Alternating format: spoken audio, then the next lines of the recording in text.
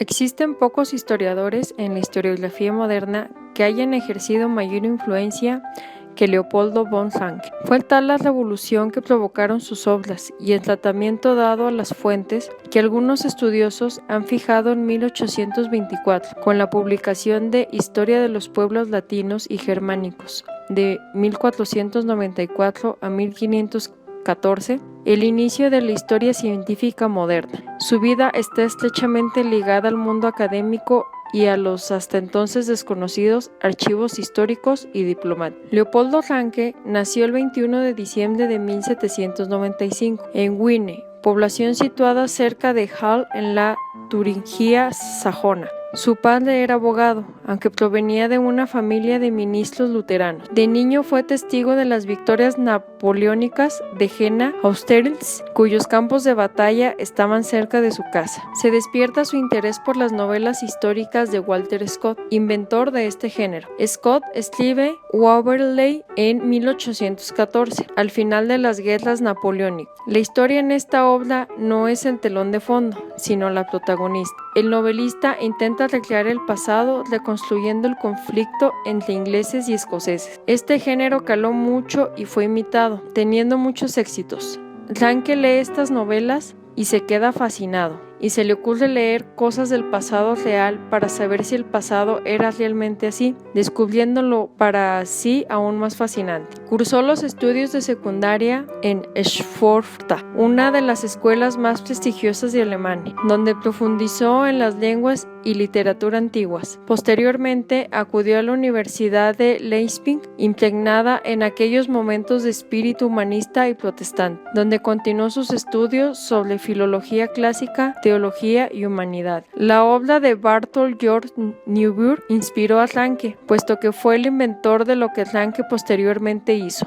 Llevó a cabo la reforma agraria en Prusia, ya que este país se encontraba en un sistema feudal y él lo condujo hasta una modernización. Barthold es el encargado de realizarla y para su solución se interesaba por la historia e intenta averiguar cómo se llevó a cabo la reforma agraria romana, para luego aplicarla a la suya. También analiza las reformas, por lo que acude a los historiadores romanos como Tito Livio, llegando a la conclusión de que este método no era fiable, por lo que acude a los documentos contemporáneos aplicándoles el método filológico. Como consecuencia de este estudio, escribe una historia romana, en la que lo primero que intenta es reconstruir lo que ocurrió basándose en documentos de la época. Pero, aunque no poseía las mismas cualidades historiográficas que Niebuhr, su labor inaugura el método que Ranke va a llevar a su máximo esplendor en fechas posteriores. A los 23 años inició su trayectoria docente como profesor de lenguas clásicas en Frankfurt an der Oder, donde entró en contacto con los grandes intelectuales germanos de la época. Ahí impartió clases durante 7 años hasta que el exilio de su primera obra, Historia de los pueblos latinos y germánicos de 1494 a 1514, publicada en 1824, supuso su nombramiento como profesor extraordinario de la Universidad de Berlín al año siguiente. La importancia de este trabajo no radica tanto en su contenido como en el novedoso apéndice técnico que incorpora. Con él,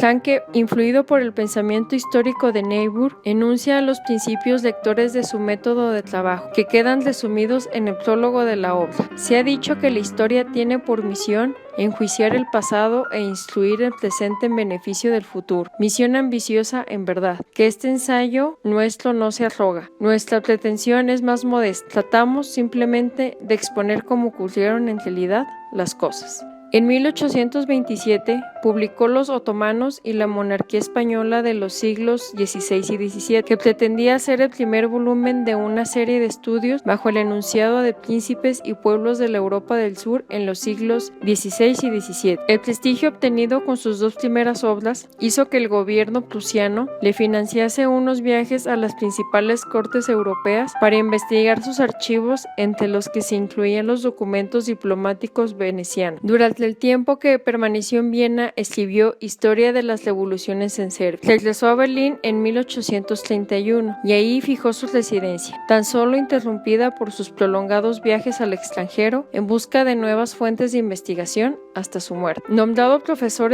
ordinario de la Universidad de Berlín en 1834, un año más tarde comenzó a preparar la que quizás sea su obra más importante, Historia de los Papas, publicada en 1837. En un principio estaba pensada para continuar la serie de Príncipes y Pueblo, pero finalmente optó por editarla como un estudio independiente. El interés del historiador alemán, tras una pequeña introducción sobre la Iglesia durante la Edad Media, se centra en los papados de los siglos XVI y XVII, momento en que se constituyen los estados pontificios y aparecen los movimientos de la Reforma y de la Contrarreforma. En el prólogo de la obra, Frank explica los motivos que le han llevado a publicarla, que es, ciertamente, lo que en la actualidad puede prestar interés al poder papal. No relación alguna con nosotros, ya que no ejerce ninguna influencia importante. Tampoco preocupación de nuestra parte, ya que los tiempos en que algo podíamos temer han pasado y nos sentimos seguros. Solo puede interesarnos su desarrollo histórico y su acción sobre la historia universal. Las críticas que recibió por algún sector protestante que le acusaban de ser demasiado benévolo con el papado hicieron que publicase entre 1839 y 1843 la historia de Alemania en tiempos de la Reforma. La principal fuente de información que utilizó para prepararla fueron los archivos de la Dieta Imperial y los informes remitidos por sus integrantes a sus respectivos estados, documentos que hasta ese momento habían sido poco estudiados. La repercusión de esta obra en Alemania fue espectacular, y Prusia, que en esos momentos empezaba a despuntar como potencia europea, le nombró historiador del reino en 1841 y le encargó la elaboración de una historia de la nación prusiana, que Ranke concluyó en 1848. En las décadas de los 50 y 60 redactó sendas historias sobre Francia e Inglaterra. Gracias a los contactos y a la información obtenida en sus viajes de las cortes de ambos países, la primera de ellas, escrita entre 1852 y 1861, tiene como punto de partida el inicio del siglo XVI, cuando el tránsito entre la Francia medieval y la moderna contempla la consolidación de un sólido sistema monárquico, iniciado siglos atrás por Felipe II. En la historia de Inglaterra, Ranke se interesaba más por el funcionamiento de la monarquía parlamentaria y las dos revoluciones del siglo XVII. Estas dos obras serán las últimas que escriba sobre las grandes potencias europeas durante los siglos XVI y XVII. En 1865 añadió su apellido a la partícula de nobleza, von. En la época en que Ranke vivió, existieron varios acontecimientos universales de importancia que influyeron de cierta manera en su análisis histórico. Entre los primeros se destaca la invasión de Napoleón en Prusia, la fundación de la Universidad de Berlín y la llegada de un nuevo género literario. En esta época confluyeron ideas tales como las propuestas por Hegel, los principios de explicación mecanicista y el dogmatismo de los credos religiosos. No obstante, Ranke rechazó esto procurando un nuevo desarrollo para el presente, lo que consideraba un alejamiento de la tradición. Consideraba poco interés en el trabajo de la historia moderna debido a su descontento con lo que consideraba los libros de historia, que fueron mera colección de hechos agrupados por sus autores. Ranke dedicó los últimos años de su vida a la enseñanza, a la publicación de nuevas obras como aportaciones a la historia de Alemania, historia de Wallenstein o los orígenes de las guerras de la Revolución, y a la elaboración de una historia universal que sería su legado. Murió el 23 de mayo de 1886 en Berlín, dejando esta última obra inacabada. A Leopold von Ranke se le considera el fundador de la historia científica en Alemania y del historicismo. Todos los grandes historiadores germanos del siglo XIX fueron, antes o después, discípulos suyos. Aunque sus planteamientos no eran del todo novedosos, pues la escuela de Göttingen ya había enunciado a finales del siglo XVIII alguno de los principios desarrollados por el historiador alemán, será él quien los perfeccione y generalice. Sus obras contribuyeron de forma decisiva a impulsar un método de estudio crítico a partir de las fuentes escritas, dando prioridad a los documentos que proporcionen información fidedigna sobre las instituciones analizadas y que faciliten la comprensión de los motivos que impulsaron a los actores a actuar de un modo u otro. De la extensísima producción de Leopold von Ranke destaca una constante reproducida en cada uno de sus libros: el tratamiento riguroso de las fuentes que consultó y sobre las que basó sus estudios. Von Ranke, historiador puro que dedicó toda su vida a esta disciplina, impuso un método de análisis de las fuentes que, aunque hoy nos parezca lo normal, en aquel momento supuso un avance de gigante para la historiografía. Hasta entonces los historiadores habían utilizado como fuentes principales las obras de otros historiadores, y su labor se limitaba a corregir los errores de sus predecesores. Ranke critica a los historiadores que no utilizaban la fuente directamente. En ese sentido criticó a Guicciardini, pues su obra gozaba de prestigio extraordinario, estaba traducida a todas las lenguas cultas y se colocaba, salvadas las distancias del tiempo, al lado de las obras de Tucídides y Tácito. Ranke demostró que las páginas de Guicciardini fueron recopiladas, sin el menor espíritu crítico, a base de otros libros. La maestría contenida en sus trabajos y, sobre todo, la influencia que tuvo en la formación y consolidación de la escuela histórica alemana de mediados de siglo lo han convertido en uno de los historiadores más citados alrededor de todo el mundo occidental. Es difícil pensar en un historiador que haya impactado tanto el estudio de la historia en ámbitos tan diversos. Inclusive se podría decir que otros grandes de la época de oro de la historiografía, como Jules Michelet o Alexis de Tocqueville, no alcanzaron una popularidad tan arrolladora como la de Ranke. Lo anterior no se debe, bajo ninguna circunstancia, a una cuestión de aptitudes, de calidad o de profundidad en el arte de historiar. A este respecto, Ranke comparte tanto con Michelet y Tocqueville como con Jacob Burckhardt y Theodor Mommsen, entre otros, la gloria de los clásicos. El proceso histórico no supone para Ranke el producto de una serie temporal de acontecimientos, sino que lo consideró el despliegue de una serie de ideas y fuerzas espirituales, en cuyo origen hay una ley racional que en la historia tiende a realizar un orden moral. Es precisamente aquí, en la relación entre la idea y el acontecimiento histórico, a diferencia de Hegel, donde se consigue de modo inmanente, por una parte, la idea anclada en la realidad histórica, no susceptible de una comprensión separada del acontecimiento, ni por otra parte, en el discernimiento de la historia de comprensión de lo particular fenoménico, sino interpretando como el despliegue de ideas y fuerzas espirituales que imponen un sistema moral. Así pues, el objeto de la historia no se deja definir ni en un sentido positivista como la suma de simples hechos, ni en un sentido rígido especulativo mediante conceptos universales. Su significado más bien debe situarse en una aspiración a lo trascendente, de modo que la obra íntegra de Ranke resulta impregnada de una profunda religiosidad luterana, la historia humana jeroglífica de la revelación de Dios, que se manifiesta como un conjunto de épocas en relación con las ideas expresadas en ellas. Cada una tiene su propio valor inmediatamente frente a Dios.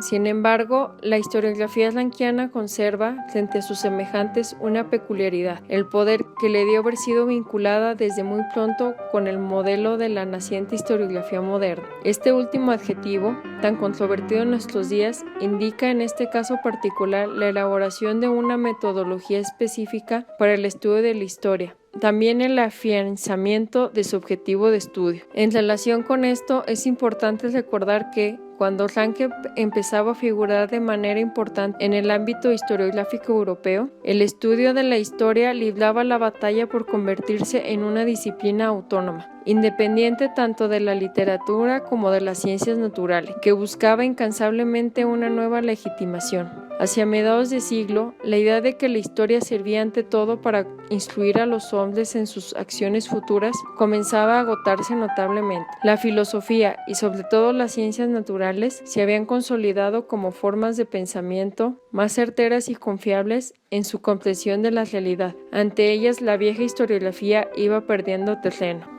A la luz de estas circunstancias, no es difícil imaginar el porqué del impacto de la obra de Ranke. Cobijada por un respaldo institucional no muy común en la época, pues eran todos los casos en que las universidades se consolidaban como centros aglutinadores de la actividad intelectual, la historiografía de Ranke prometía la renovación de los estudios históricos bajo premisas muy claras.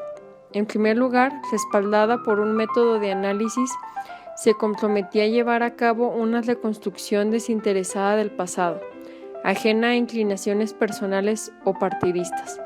Y en segundo, defendía una visión de la historiografía como la única disciplina capaz de entender lo humano en su diversidad y concisión. Bajo estos dos argumentos, el modelo rankiano pretendía ganar para la historia tanto la autonomía de sus procedimientos, que no tenía que compartir ni contrastar con los de la filosofía, la literatura y las ciencias, como la posibilidad de convertirse en la disciplina idónea para la comprensión de las cosas humanas.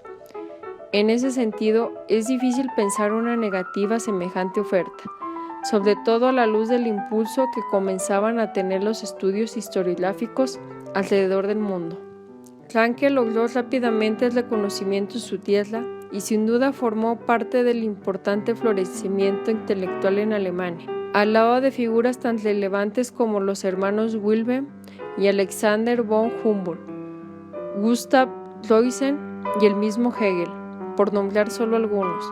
Pero lo más importante, por lo menos respecto a la modernización de los estudios históricos, radicó en la difusión que tuvo la obra de Ranke fuera de Europa. Gracias a esa popularidad, su historiografía comenzó a asociarse con corrientes que, en muchos casos, se alejaban considerablemente del ámbito que le dio vida. Rápidamente, la figura de Ranke, que es circunscrita a su contexto intelectual, estaba más bien identificada con el llamado historicismo historiográfico. Comenzó a vincularse también con tendencias cientifistas como el empirismo y el positivismo en sus muy diversas presentaciones. El costo de esta difusión fue una suerte de pérdida de la esencia historicista del pensamiento de Ranke, que no obstante dio lugar a interesantes problemas historiográficos. Entre ellos se pueden mencionar los siguientes: la vinculación del historicismo alemán con el paradigma de la historiografía moderna, la asociación entre distintos tipos de cientifismo y la historiografía de Ranke, así como la importancia de esta relación en el surgimiento de otras corrientes historiográficas, la definición de nuevos tipos de historicismo en oposición al rankiano, y la crítica a la historiografía tradicional, entendida como crítica de la historiografía política. El ideal del historiador alemán exige, sin embargo, que éste busque en todo momento los hechos mismos en su comprensibilidad humana y en su unidad y en su plenitud. Para él, la presentación estricta de los hechos es una ley suprema de la historia. Que sean múltiples o infinitamente variados no significa que deba renunciarse a su estudio. Este método privilegiaba la autoridad del testimonio más cercano a los sucesos como medio certero para conocer la verdad del sentido original del texto. La verdad, afirma, reside detrás de las formas de la vida en cuanto espíritu, idea, principio. Por tanto, la misión de la historia será comprender esos hechos y, lo más importante, explicarlos mediante la rigurosa fidelidad a los acontecimientos. De no actuar así, la historia científica es imposible. En 1824 vio la luz la primera obra importante del gran historiador alemán, Leopold von Ranke.